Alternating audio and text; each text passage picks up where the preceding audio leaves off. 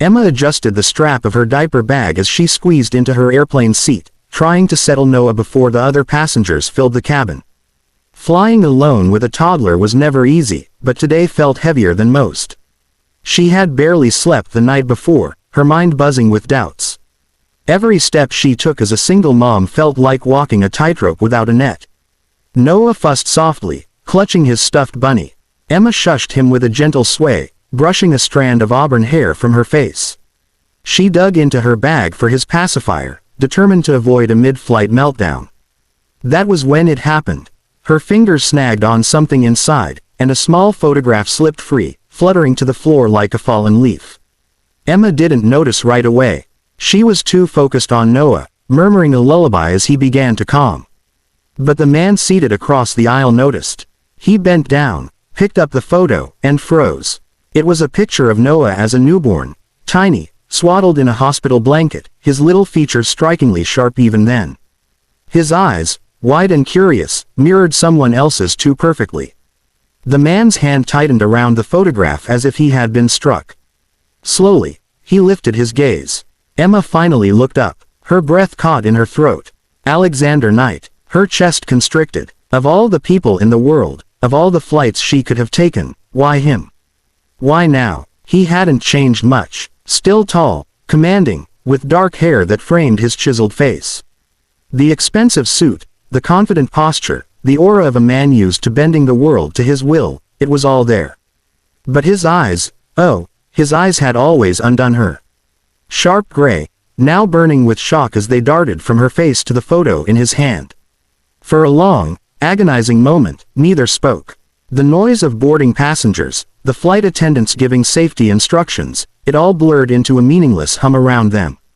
Finally, Alexander's lips parted, his voice rough, as though pulled from somewhere deep. "You," he whispered, disbelief lacing every syllable. His gaze dropped back to the baby in her arms, then to the photograph again. "You were never going to tell me." The air in her lungs vanished.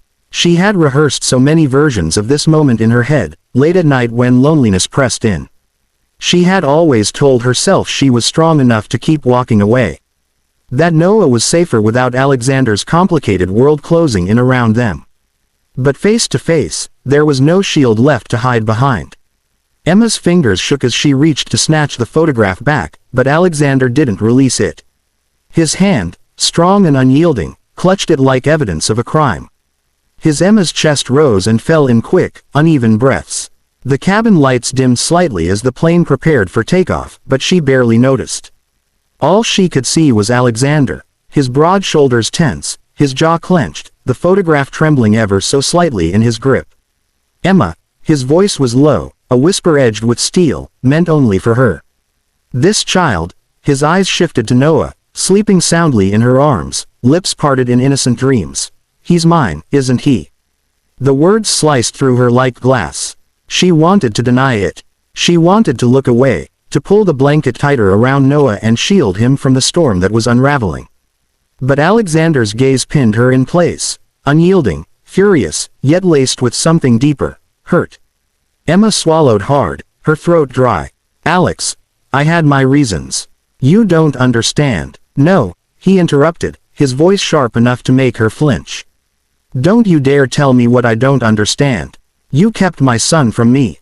The word son echoed in her ears, heavy and raw. Emma's lips trembled. "I was trying to protect him.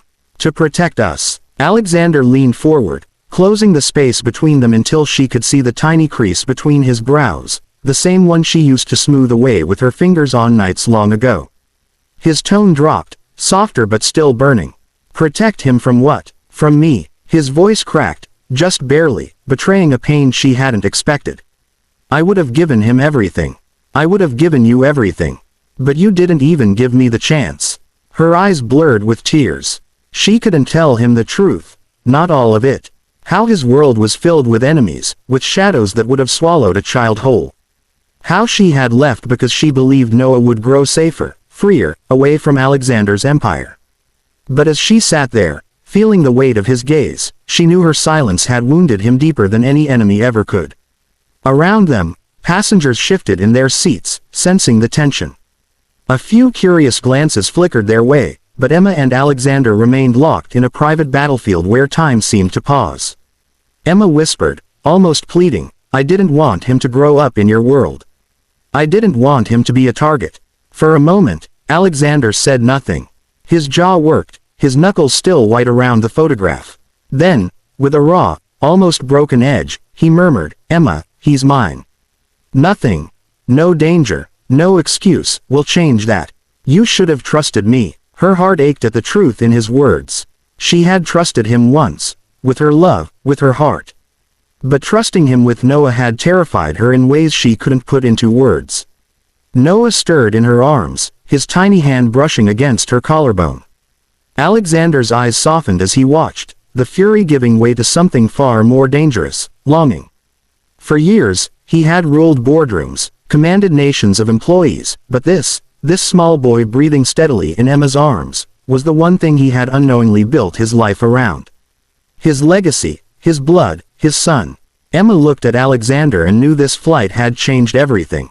The secrets she'd buried for years were no longer safe. She couldn't keep running, and for the first time in a long time, she wasn't sure if she wanted to.